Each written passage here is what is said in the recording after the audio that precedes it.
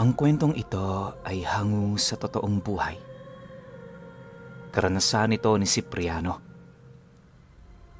Taong 1970, Ilihan, Cebu.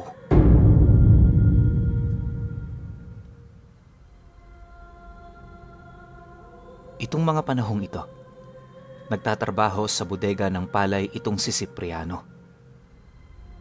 Matagal na siya sa trabahong yun at sa abot ng kanyang pagkakatanda, nasa 3 taon na siyang nanunungkulan doon. Pag-ayos ng palay sa bodega ang pangunahing trabaho niya. Pero minsan, dahil sa kawalan ng trabahador, napipilitan siyang tumulong sa mga kargador ng kanilang amo.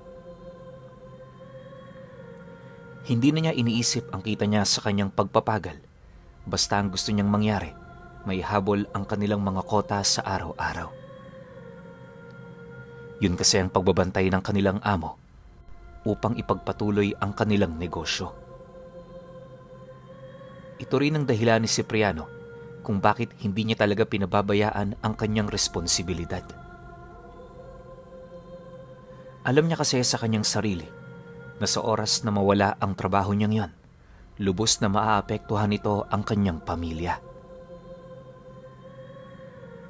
Ang ganoong pamamaraan niya ng pag-iisip ang siyang naging daan upang mapansin ng amo nila ang kanyang mga sakripisyo at pagpapagal.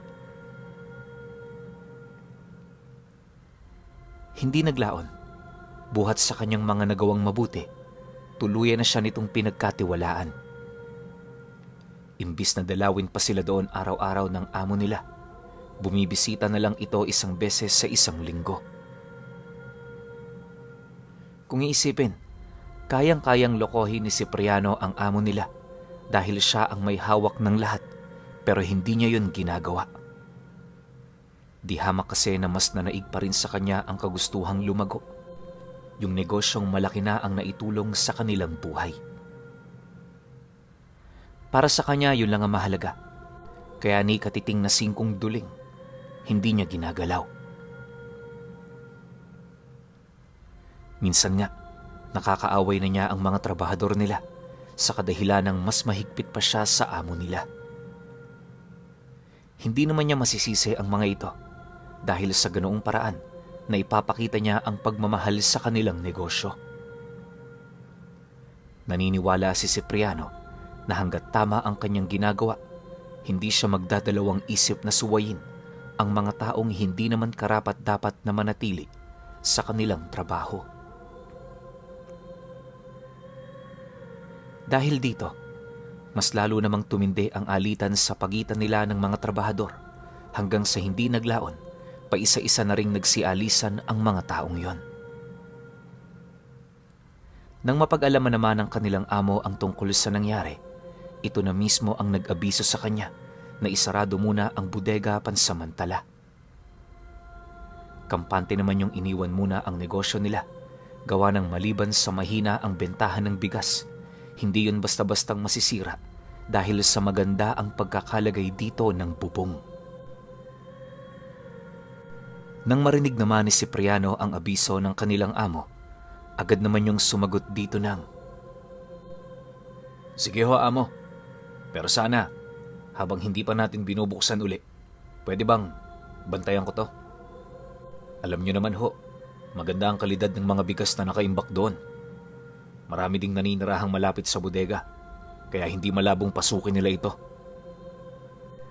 Wala naman ho akong ibig na masama sa mga sinasabi ko. Ang sa akin lang mas mainam na handa tayo sa mga bagay-bagay na pwedeng mangyari." Matapos naman niyang ilahad ang mga katagang yon, agad naman niyang nakuha ang basbas ng amo niya. Aminado rin naman kasi itong kukuha sana siya ng gwardya, pero dahil sa kagustuhan niya, nagpasya yung siya na ang piliin. Kahit papaano kasi, tiwala talaga sa kanya yung amo niya. Ni minsan hindi pa siya nakagawa ng pagkakamali na nagdulot ng lamat sa kanilang pagsasama. Nang magkasundo na sila, agad namang umuwi itong si Cipriano. Hindi na siya roon nagtagal, gawa ng bukod sa papasapit na ang gabi, Medyo malayo-layo pa roon ang bahay nila. Nang marinig naman yon ng amo niya, agad naman siya nitong sinamahan sa labas nang sa gayoy makapag-usap pa sila kahit sa kakarampot na oras. Ang naging paksa nila noon ay yung tungkol sa ipapasahod nito sa kanya. Di naman siya tumanggi sa alok ng matanda, gawa ng alam niya sa kanyang sarili na wala itong hangad kundi yon ay mapabuti. Dumaan pa ang mga linggo. Nagpatuloy ang kanyang pagbabantay sa bodega. Mula alas 7 ng umaga hanggang alas 4 ng madaling araw, nanatili siya roon para magmasid. Sa mga unang araw niyang pananatili, wala naman siyang napapansing kakaiba maliban sa mga tambay na medyo umaaligid di kalayuan sa lugar na yon. Siyempre bilang nagbabantay, di naman niya ito gaanong pinapansin, gawa ng sa isip-isip niya, wala naman itong ginagawang masama. Aalma lang siya kung sakali mang pasukin na ng mga ito yung lugar na sakop ng teritoryo ng kanyang amo.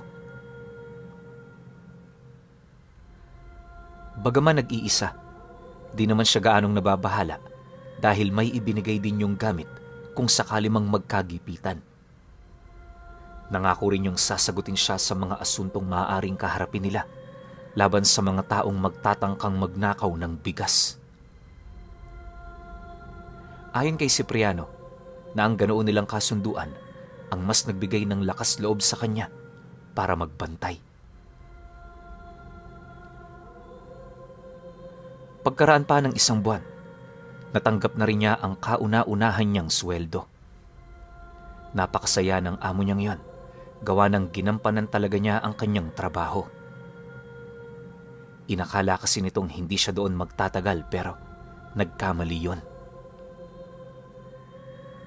Bilang pasasalamat din ng amo niya, dinagdagan nito ang bigay sa kanya na siya namang ipinagpasalamat niya. Matapos naman niya itong makuha, may hinahon naman niyang tinanong ang kanyang amo ukol sa araw kung kailan nila bubuksan ang bodega. Akala niya noon magdedesisyon na yung buhaying muli ang bigasan, pero pagsilay naman ito sa kanya, nakaramdam siya ng hindi maipagkakailang kaba. Maya-maya pa, seryoso namang sumagot ang matanda ng, "Hindi ko na muna yan bubuksan dahil medyo malago pa naman ang iba kong negosyo. Pero huwag kang mag-alala, Cipriano. Hinding-hindi kita iiwan. Alam mo, yan ang dahilan kung bakit pumayag akong bantayan mo ang bodega. Kahit unang-una wala na akong pakialam dyan. Ayos nga lang sa akin na manakawan yan eh. O siya, magkita na lang ulit tayo pagkaraan ng isang buwan. Basta, Cipriano, ha? Ipangako mong huwag mong ilalagay ang perang yan kung saan. Unahin mo ang pamilya mo higit kanino." Nang marinig naman niya ang sinabi nito, di naman niya maiwasan ang pagtulo ng luha niya. Kahit anong pilit niyang itago ito, kusayong lumalabas, gawa ng pakiramdam niya, nakatatandang kapatid niya ang taong yon. Sa isip-isip din niya, hindi ito maglalabas ng pera kung hindi nito nakikita ang kanyang halaga. Matapos naman nilang mag-usap, agad naman siyang umuwi para magbantay sa bodega. Kahit marami silang problema, pilit pa rin siyang nagpatuloy sa trabahong wala siyang kasiguraduhan. May ibang nagsasabing mas mainam na humanap na siya ng panibagong trabaho, gawa ng hindi permanente ang ginagawa niya sa taong yon. Anumang oras pwedeng-pwede siya nitong paalisin dahil wala silang naging kasunduan. Gayunpaman, sa kabila ng mga paninirang puri sa amo niya, nagpatuloy pa rin siya. Sa isip-isip noon ni Cipriano, mangyari man ang mga ito, hindi siya doon hihingi ng tulong. Siya ang may kontrol sa buhay niya, kaya siya lang din ang may karapatang magpasya. Naniniwala rin siyang hindi siya pababayaan ng kanyang amo, gawa ng sa loob ng ilang taon, napatunayan na niya ito. Habang tumatagal, mas lalo ring nagiging seryoso ang kanyang pagbabantay. Nang malaman kasi yon ng mga taga-baryo, may mangilan-ngilan na sa mga itong gustong pagnakawan ang bodega. Yung iba nga nakikipag-usap pa sa kanya, pero hindi niya ito pinagbibigyan. Isang gabi, habang nagbabantay itong si Cipriano, may nasipat siyang grupo ng mga kabataan na naglalakad sa gilid ng palayan. Malayo pa lang ang mga ito, tanaw na niya dahil sa sulong dala niya.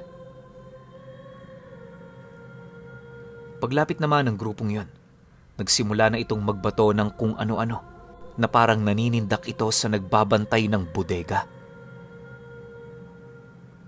Siyempre, nang mapansin ni Cipriano ang kaakibat na panganib na dala ng mga binatilyo, hindi na rin yun nagdalawang isip pa na manakot.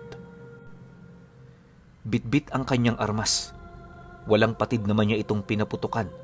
Ang kaso lang, kahit ilang ulit na niya itong sinindak, hindi pa rin niya napigilan ang pagpasok ng mga binatilyo. Dahil dito, agad naman niyang tinutukan ng isa sa mga ito. At pagkalabit niya ng kanyang armas, bigla naman yung bumagsak sa lupa nang wala ng buhay. Mataas ang kalibre ng baril na hawak ni Cipriano. Kaya nang mapansin niyo ng iba pa nitong kasama, tuluyan na nga yung natinag. Paglayo naman ng mga panauhing yon, dali-dali naman niyang nilapitan ng binatilyo na nag-aagaw buhay. Sinubukan niya pa yung tulungan pero dahil sa tindi ng tama nito, wala na rin siyang nagawa kundi pagmasdan na lamang yon habang unti-unting nalalagutan ng hininga.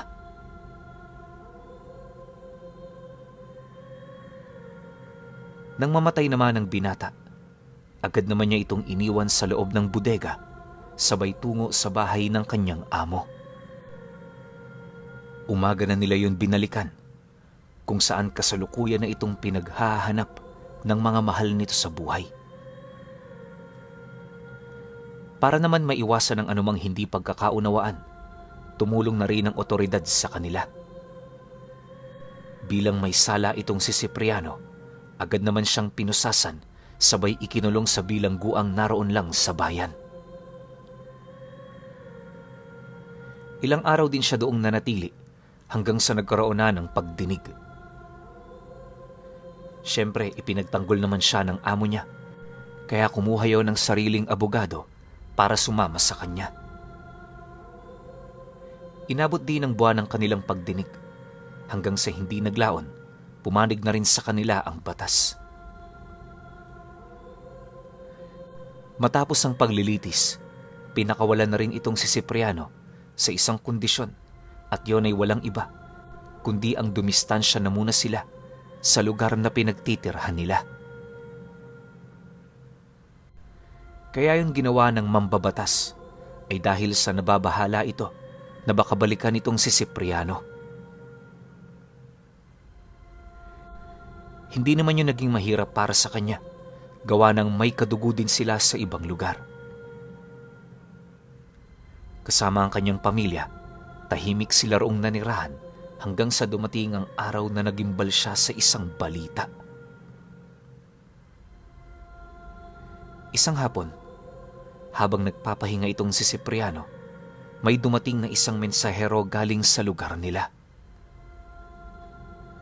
Direktang iniabot nito sa kanya ang isang ulat kung saan doon niya nabasa ang tungkol sa pagkamatay nung amo niya. Natagpuan niyang wala ng buhay sa kanyang tirahan kasama ang asawa at mga anak nito. Naisa din sa ulat, walang nakakaalam kung sino ang salarin sa pagkamatay ng kanyang amo. Hirap na hirap ding makatunto ng otoridad ng ebidensya, kaya nabanggit nitong matatagalan bago yun magkaroon ng hustisya. Dahil sa kanyang mga nabasa, agad naman siyang nagpaalam sa kanyang asawa. Inilahad niya rito na baka hindi siya makauwi noong mismong gabi, kaya mas mainam na wag na siyang hintayin pa. Matapos naman niya itong mailahad, nagmamadali naman siyang lumabas bitbit ang kanyang mga gamit. Nagdala rin siya ng gasera nang sa gayoy kahit abutan siya ng gabi sa daan, hinding-hindi niya kailangang mag-alala. Akmang aalis na siya noon sa bahay nila, nasipat niya ang kanyang asawa na nagmamasid habang bakas sa mukha nito ang matinding pagtataka. Nang mapansin naman yun ni Cipriano, siya na mismo ang lumapit sa kanyang asawa habang seryoso yung tinatanong ng, "Huwag kang mag-alala. Babalik din ako kaagad. Tsaka isa pa, hindi ako gagawa ng paraan na ikakapahamakot ng ating pamilya. Magtiwala ka. Alam ko ang ginagawa ko." Dahil sa kanyang sinabi, hindi naman yun umimik. Nang mapansin naman niyang wala na itong sasabihin, agad naman siyang lumakad patungo sa baryong pinagtitirhan ng mga kadugo niya. Sa loob ng halos ilang oras na paglalakad, wala siyang ibang inisip maliban sa kung sino ang may sala sa pagkamatay ng kanyang amo. Hinding-hindi niya kasi yun matanggap, gawa ng ang taong yun ang nagtayo at nagbigay sa kanya ng magandang kaisipan. Alam din niyang wala itong kasalanan dahil mabait itong makitungo sa kanyang kapwa. Hindi naglaon nang marating na niya ang baryo sa paanan ng bundok, bumungad sa kanya ang mga magsasakang abalang-abala sa pag-aayos ng mga ibinilad nilang palay. Habang binabagtas naman niya ang daan, napansin naman niyang hindi siya pinagtutuunan ng pansin ng mga ito. Sinubukan niya noong magtanong pero ang sagot sa kanya ng mga naninirahan doon, hanapin niya na lang.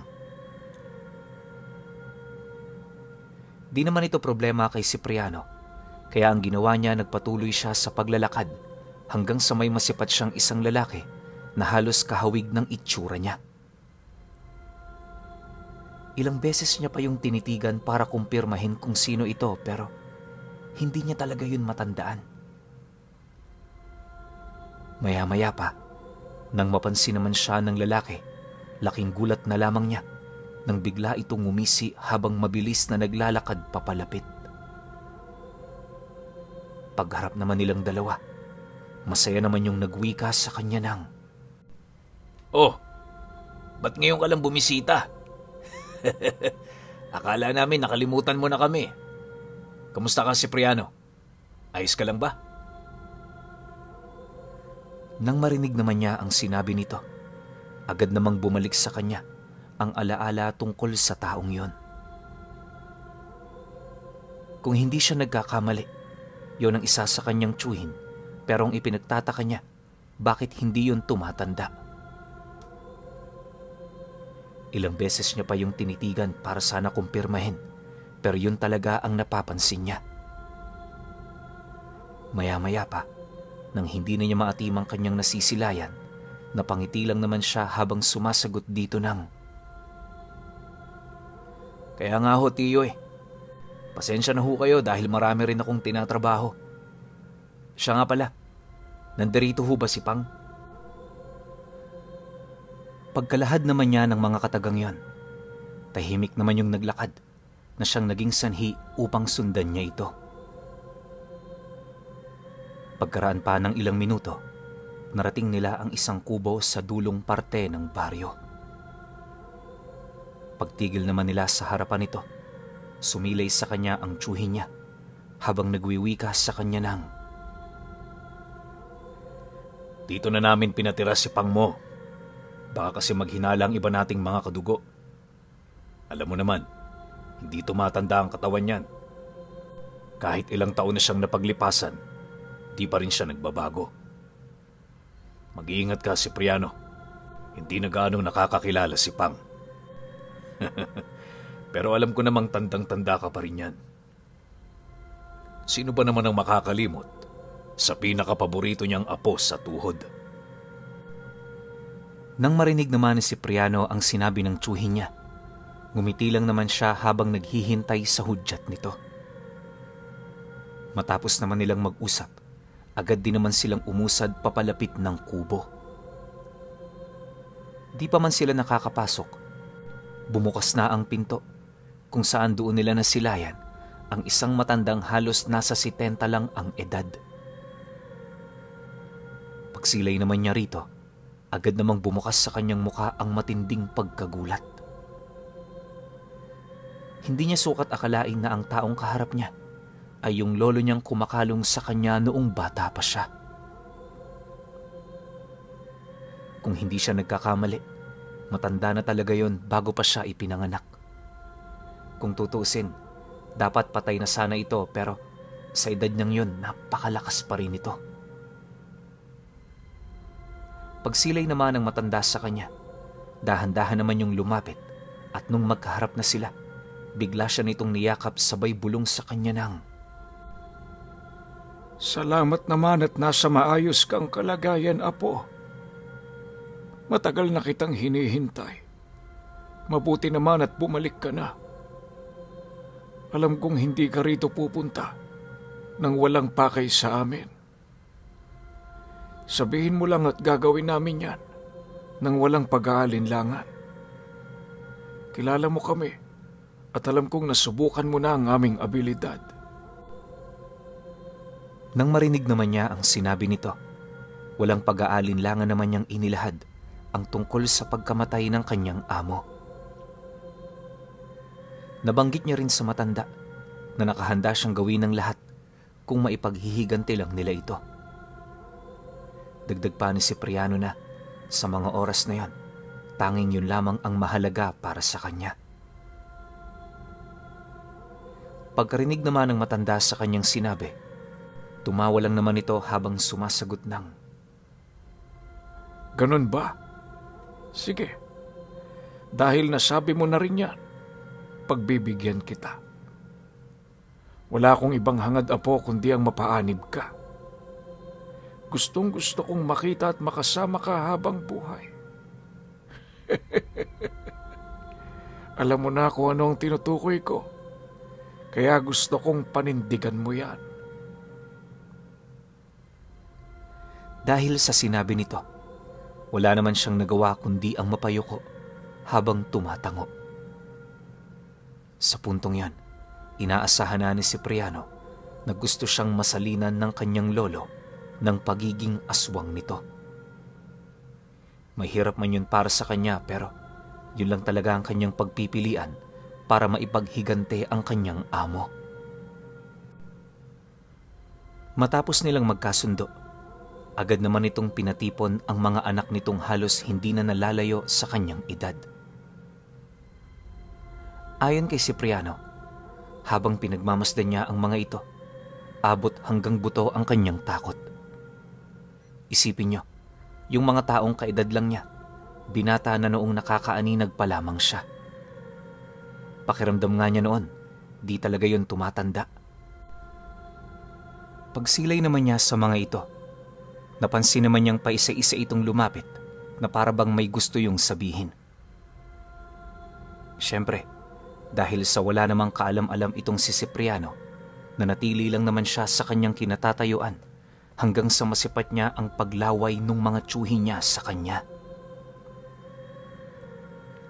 Ayon pa sa kanya na, noong mga panahong yon, wala siyang ideya kung ano ang gagawin nito, kaya hinayaan niya na lang.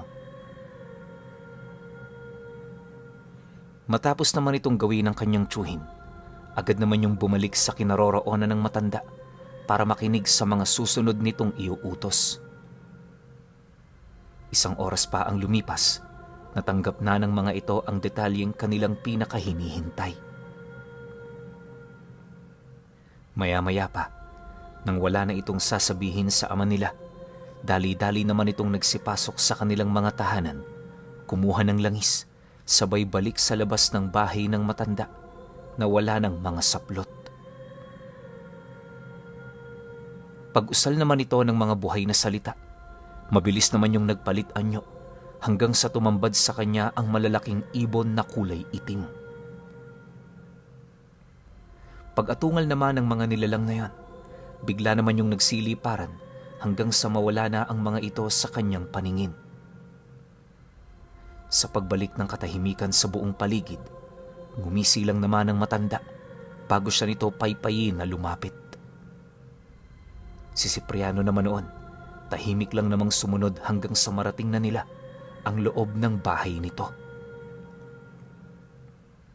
Kagaya ng inaasahan, walang ibang tumambad sa kanya kundi ang hindi mabilang na mga kalansay na nakain ito.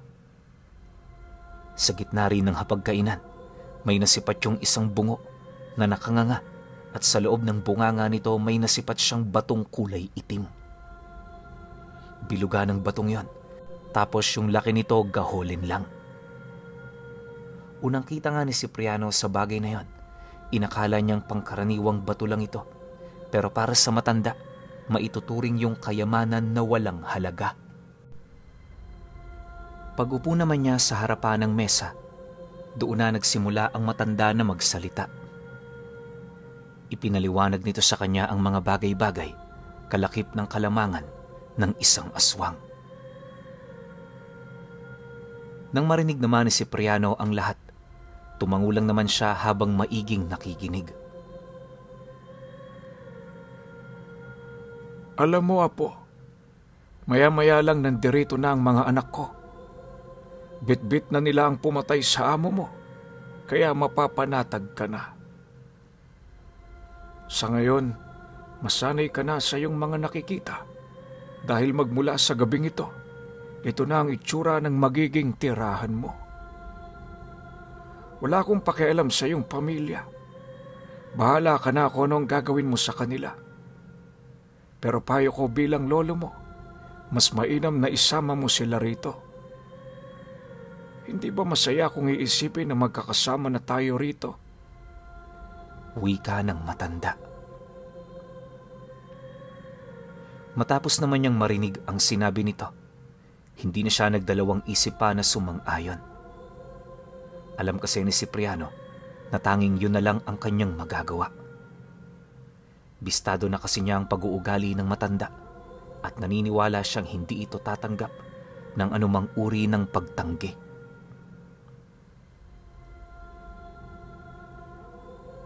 Pagpatak naman ng 12:00 ng hating gabi, nakarinig sila ng malaking pagaspas ng pakpak na unti-unting lumalapag.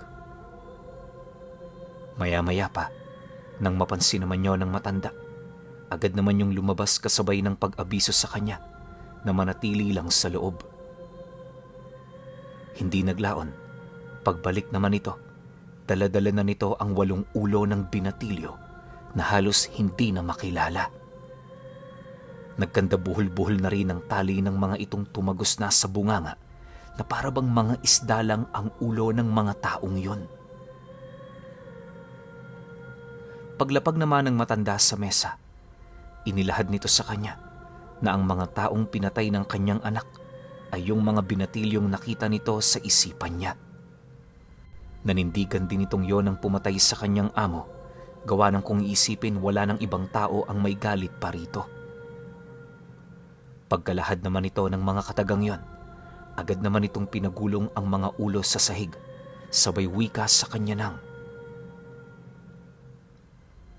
tapos ko nang may paghigante ang iyong amo. Ngayon, Cipriano, sundin mo na ang aking gusto. Matapos naman itong mailahad ang mga bagay na yon, dahan-dahan naman itong itinulak sa kanya ang bungong may bato sa gitna ng bunganga. Pag-utos nito sa kanyang lulunin ang bato, hindi na niya ito natutulan pa. Habang kinukuha niya ang bato, muling nanumbalik sa kanyang memorya ang alaala ng kanyang amo. Sa isip-isip niya, dapat lang siyang magsakripisyo, kaya kahit konting pagsisisi wala siyang naramdaman. Lumipas ang gabing yon, tuluyan na nga siyang naging isang yanggaw.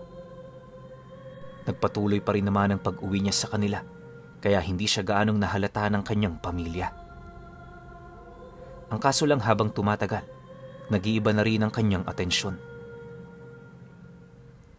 Isang araw, bago hindi na bumalik itong si Cipriano, na ibahagi niya sa kanyang asawa at panganay na anak ang tungkol sa kanyang pinagdadaanan. Gulat na gulat man ang mga ito. Wala yung nagawa kundi tanggapin ng mga bagay-bagay. Matapos naman nila itong malaman, taus-puso naman nila yung tinanggap pero lingid sa kanilang kaalaman, yun na pala ang huli nilang pagkikita. Magpahanggang sa ngayon pinuno, na natili pa rin pala isipan para sa kanyang mga anak kung bakit siya umalis at kung sino ba yung tinatawag niyang Tandang Pang.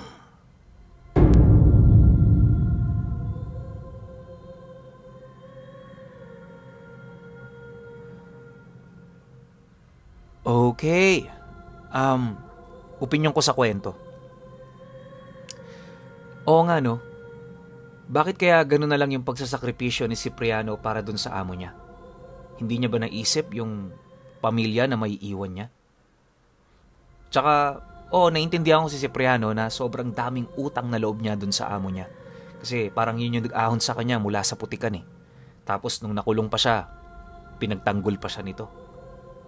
'Di ba? Ang sana lang, nung sinabi na ng amo ni Cipriano na hindi naman niya iniinda yung negosyo na bigasan na yon, sana hindi na siya nagbida. 'Di ba? Sana hindi na siya nag-volunteer. Sana yung ibang tao na lang. Hinintay niya na lang yung pagbalik ng amo niya pagkaraan ng 1 buwan. Di sana, siguro mas napaganda pa yung buhay niya, 'di ba? Pero wala tayo sa sapatos ni Cipriano kaya hindi natin masasabi kung ano talaga yung takbo ng isip niya. Pero itong si Tandang Pang, galing no? Mahal na mahal niya yung apo niya, tas gustong-gusto na ni Tandang Pang na yakapin talaga ni Cipriano yung pagiging aswang. Kasi yung ending, matik naman na yan. Alam na natin yan. Naging aswang talaga si Cipriano. Tapos sumama na siya dun sa lolo niya na si Tandang Pang. Pero tanong ko lang, yung ibang kamag-anak kaya ni Cipriano hindi kilala to? O kilala rin pero ayaw na nilang dumikit? Diba? Yun lang yung malaking question mark para sa akin. Pero overall, napakaganda ng kwento. Pagpapakita to ng pagiging katapatan ng isang tauhan sa amo. Tapos pagpapakita rin to ng pagiging sobrang mabait mong amo sa tauhan mo. Mabibili mo talaga yung loyalty. Kasi, hindi naman technically mabibili. Kumbaga, makukuha mo. 'Di ba? Kasi handang isakripisyo rin ng amo niya yung lahat para sa tauhan niya. Magandang halimbawa to para sa mga nagsisimula pa lang magnegosyo. Mahalin nyo yung mga tao nyo kasi sila yung nagpapasok ng pera sa inyo. Though kayo yung nagpapasahod, kayo yung utak, pero yung mga physical na gawain, yung mga manggagawa nyong lahat ng gumagawa niyan. Kaya mahalin nyo yan. Ang tingin nyo dapat kamag-anak, hindi alipin. Yun lang yung simpleng pangaral ng kwento na to. Pero syempre, kayo pa rin. Kung may opinion kayo sa kwentong ito, comment nyo lang sa baba. Yun lang. Hanggang sa susunod na kwento. Salamat.